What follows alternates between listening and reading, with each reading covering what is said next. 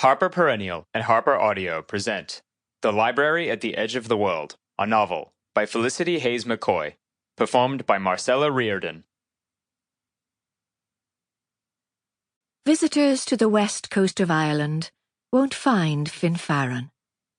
The peninsula, its inhabitants, and those of Hanna Casey's London exist only in the author's imagination.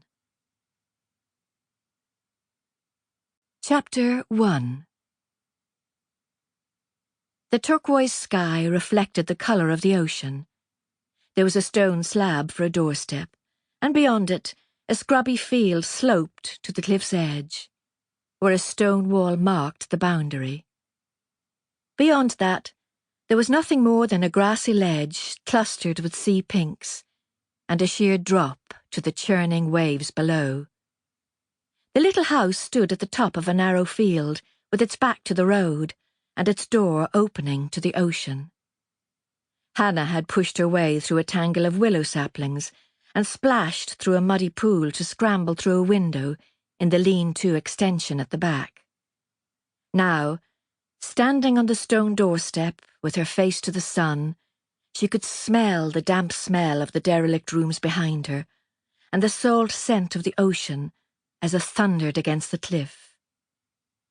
It was 40 years since she'd last stood on this threshold. The house behind her had always been dark and uninviting. Her great-aunt Maggie had lived here, a pinched, red-headed woman, always shooing hens out the door and bewailing the price of paraffin.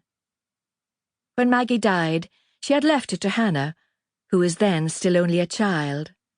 And now, desperate to be alone, Hanna had come here almost by instinct, with her hope for the future in her hand. A gull screeched in the blue air, and close by, a thrush fluttered in a willow tree. There were brown and yellow snail shells scattered like gems on the doorstep. It was too late now to worry about the state of the neat court shoes she had worn that morning to the library. Drawn by the sound of the waves, she moved down the field.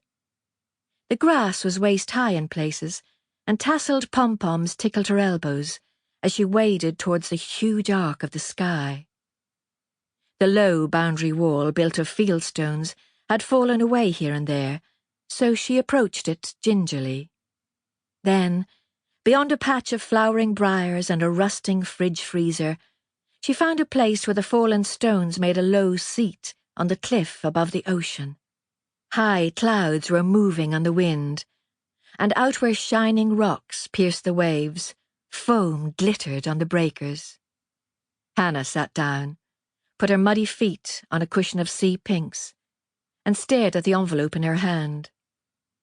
Her heart had lurched at first, but now she found herself considering the weight of the heavy, expensive paper it was made of, the typed address, and the stamp's jewel-bright colours overlaid by the postmark.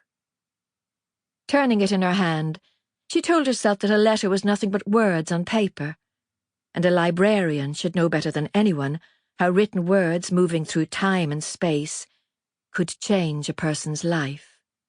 2 days a week, she drove the county's mobile library van from isolated villages to scattered mountain communities, up and down the beautiful Finfarron Peninsula.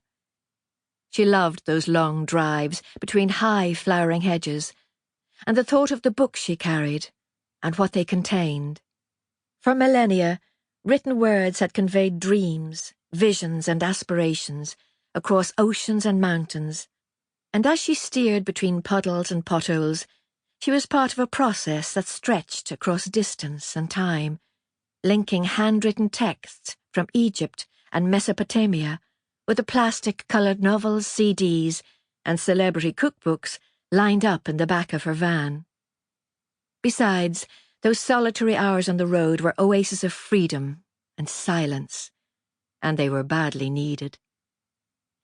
It was early closing day at the library, so Hanna had locked up and driven home slowly, not looking forward to another afternoon in her mother's company.